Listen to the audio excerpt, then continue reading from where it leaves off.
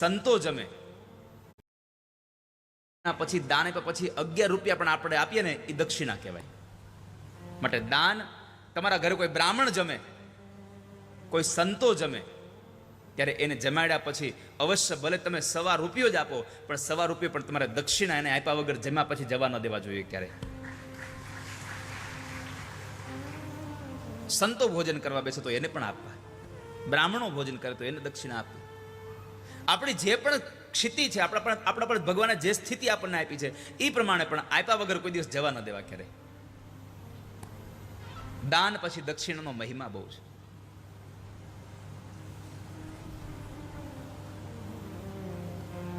પછી તો આપ હરિશ્ચંદ્રની બધી કથા જાણો છો એટલે મારે વિશેષ એમાં સમય નથી લેવો, પણ હરિશ્ચંદ્રની કથામાં તમે બધા જાણો છો કે પછી તો એને પોતાની જાતને વેચી, પોતાના પત્ની વેચાઈ ગયા, એનો દીકરો ની બંને જણા એક બ્રાહ્મણના ઘરે રહ્યા અને પોતે ચાંડાલના ઘરે રહ્યા, પણ પોતાનું વચન ન તૂટવા દીધું.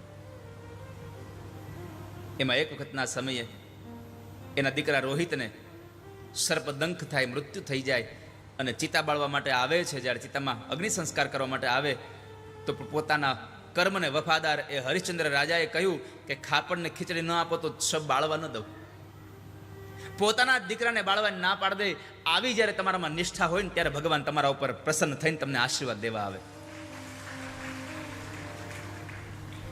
માણસમાં નિષ્ઠા હોવી જોઈએ કામની, નહીં તો કદાચ અગ્નિ સંસ્કાર કરી નાખવા દે તો ક્યાં કોઈને ખબર પડવાની હતી. પણ હરિશ્ચંદ્ર રાજાએ ન કરાવ્યું કે ના, મારા માલિકની આજ્ઞા છે કે શબ ત્યારે જ બાળવા દેવાનું જ્યારે ખાપણને ખીચડી આપે. તારામાંથી ખૂબ રડે છે કે મારી પાસે અત્યારે કશું નથી. અને પછી બંને જણાએ ભેગા થઈને એને ચિતા ઉપર જ્યારે સુવાડે છે, પોતાની સાડીમાંથી એક ખાપણ કરીને મૂકીને જ્યારે ચિતા ઉપર સળગાવવા જાય છે, એ સમયે માં જગદંબાની ઉપાસના કરે છે, માં શતાક્ષી દેવીની આરાધના કરી. અને એવા સમયે બધા દેવતાઓ ત્યાં પાસે આવ્યા છે. અને પછી માં જગદંબા પ્રગટ થયા અને જગદંબાએ માએ હરિશ્ચંદ્ર રાજાને આશીર્વાદ આપી અને એના દીકરા રોહિતને સજીવન કર્યો. રોહિતને સજીવન કરી અને આશીર્વાદ આપ્યા. જન્મે જે પ્રશ્ન કર્યો કે બાપજી, આ દેવી જે પ્રગટ થયા એનું નામ શતાક્ષી કેમ થયું? એ દેવીનું નામ શતાક્ષી કેમ થયું? શતાક્ષીનો એક અર્થ છે 100 આંખો.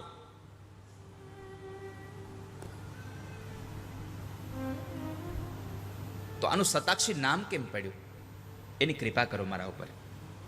કહે છે કે પ્રાચીન કાળમાં હિરણ્યાક્ષના વંશમાં રૂરનો પુત્ર એક દુર્ગમ નામનો એક દૈત્ય જન્મેલો. દુર્ગમ નામનો દૈત્ય હતો અને એમણે ઉપાસના એવી કરી માતાજીની, અને ઉપાસનામાં એણે એક વરદાન માંગ્યું કે બધા જ વેદો, બધા જ શાસ્ત્ર, બધા જ મંત્રો મારે આધીન થઈ જાય એવું કરો. એવું માંગ્યું એટલે આપવું પડે. આપ્યું અને એ આપતાની સાથે જ બ્રાહ્મણો જ્યાં પણ હતા એની પાસેથી, બધા પાસેથી પોતાના વેદના મંત્રો, બધી ક્રિયાઓ, બધું જ આ દુર્ગમ પાસે વહી ગયું. બ્રાહ્મણો નિસ્તેજ થઈ ગયા સાહેબ. બ્રાહ્મણો વેદ ભૂલી ગયા. દેવતાઓ દુર્બળ બની ગયા. કેમ? કારણ કે બ્રાહ્મણો વેદ મંત્રો દ્વારા યજ્ઞ ન કરાવે તો એ યજ્ઞ વગર દેવતાઓને ક્યારેય પણ પુષ્ટિ મળતી નથી, એને વર્ધન મળતું નથી. આ યજ્ઞ કરી એનાથી દેવતાઓ રાજી થાય છે, અને રાજી થાય એટલે પછી આપણા પર બધું મોકલાવે છે. વાયુ મોકલે, વરસાદ મોકલે, પ્રકાશ મોકલે. આ બધું દેવતાઓ ચલાવી રહ્યા છે.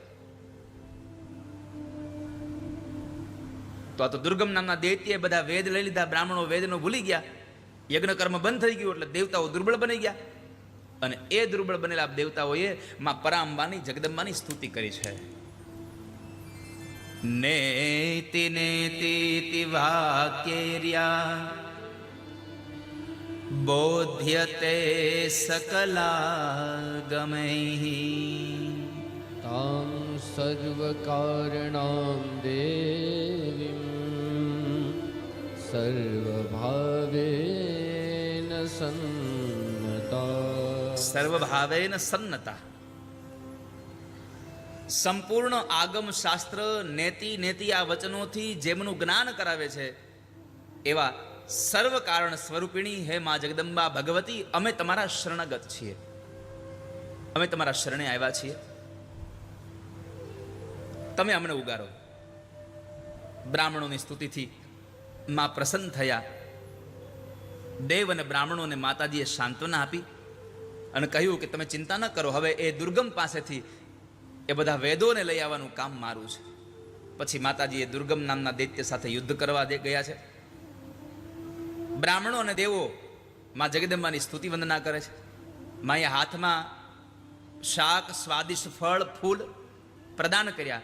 જમવા માટે નાનાવિધ અન્ન, કામ્યક રસોથી ભરેલા પદાર્થો ભોજન માટે માં જગદંબાને આપ્યા. એટલે એ માનું નામ થયું શાકંભરી. માએ શાકનું ભોજન કર્યું એટલે શાકંભરી નામ થયું માનું.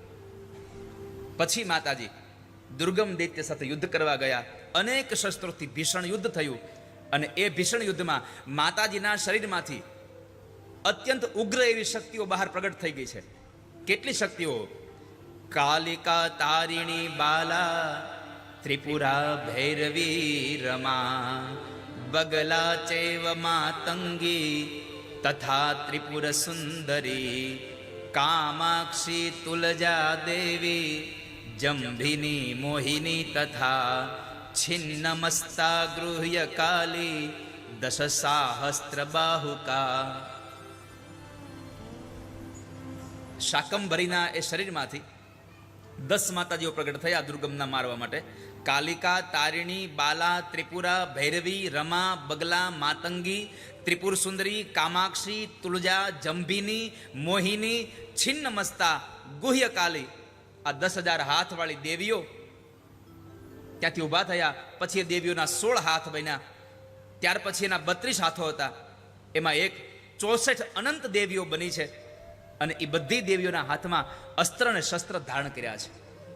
64 દેવીઓનું પ્રાગટ્ય થયું, જેને આપણે તમે 64 જોગણી કહીને બોલાવો છો. એ 64 દેવીઓનું પ્રાગટ્ય થયું.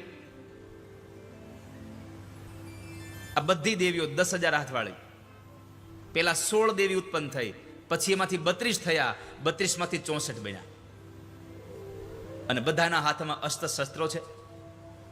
દુર્ગમ દૈત્ય સાથે યુદ્ધ થયું માતાજીનું. આટલા વિકરાળ સ્વરૂપને ધારણ કર્યા પછી પણ દુર્ગમ નામના એક દૈત્યને મારવા માટે માતાજીને 10 દિવસ યુદ્ધ કરવું પડ્યું હતું. 10 દિવસના યુદ્ધમાં દુર્ગમ દૈત્યની અક્ષોહિણી સેનાઓનો નાશ કર્યો માતાજીએ. અને પછી પોતે જ્યારે માતાજીની સામે લડવા માટે આવ્યો છે, માતાજીને 5 મુખવાળું બાણ માર્યું. માતાજીએ 5 મુખવાળું એક બાણ માર્યું અને 5 મુખમાં માતાજીએ 4 જે બાણના મોઢા હતા એનાથી દુર્ગમ નામના દૈત્યના જે ઘોડા હતા એના મસ્તક કાપ્યા. એક જે બાણ વધ્યું એનાથી એના સારથીને માર્યો. પછી માતાજીએ 2 બાણ ફરી પાછા માર્યા. પેલા દુર્ગમના નેત્ર વીંધી નાખ્યા, 2 બાણથી હાથ કાપી નાખ્યા, 1 બાણથી એની ધ્વજા કાપી નાખી, 5 બાણ મારી અને માતાજીએ વક્ષસ્થળને બાળ્યું અને રુધિરમાં વહન કરતો કરતો માતાજી સામે એ દુર્ગમ નામનો દૈત્ય જ્યારે મૃત્યુ પામ્યો અને એ દુર્ગમ દૈત્યને માર્યો એટલે એ માં જગદંબાનું નામ પડ્યું છે દુર્ગા. દુર્ગાનું પ્રાગટ્ય થયુંનું કારણ દુર્ગમ નામના દૈત્યને માર્યો છે. દુર્ગમા સુરહંત્રિત્વાદ દુર્ગેતિ મમ નામયઃ, ગૃહણાતિ ચ ક્ષતાક્ષીતિ, માયમ ભિત્વા વ્રજત્યસૌ. અને એ જ દુર્ગા, એ જ શતાક્ષી દેવી તરીકે આ સંસારમાં પૂજાતા થયા. અને પછી શક્તિપીઠોની સ્થાપનાની કથા છે. હિમાલયને ત્યાં માં જગદંબા પાર્વતીનું પ્રાગટ્ય થાય એની કથા છે. અનેક એવી કથાઓ દુર્ગમ નામના દૈત્યને માર્યો. માં શતાક્ષી બન્યા, માં દુર્ગા બન્યા. પછી વ્યાસજીએ રાજા જન્મેજયને માં જગદંબાના શરીરોમાંથી એના ટુકડા જ્યાં જ્યાં પડ્યા ત્યાં ત્યાં માં જગદંબાના એ શક્તિપીઠોની સ્થાપના થઈ એની કથા કરે છે.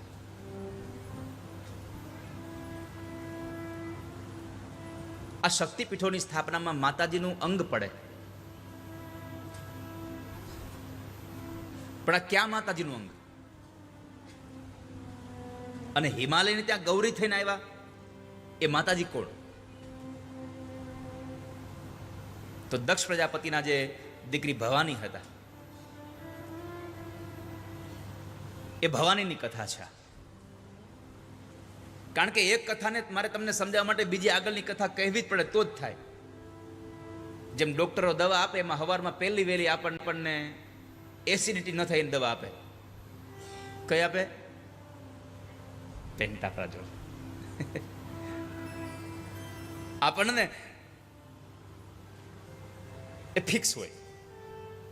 તો પછી એની અસર તમને ખબર પડે, પછી એનો મહિમા ખબર પડે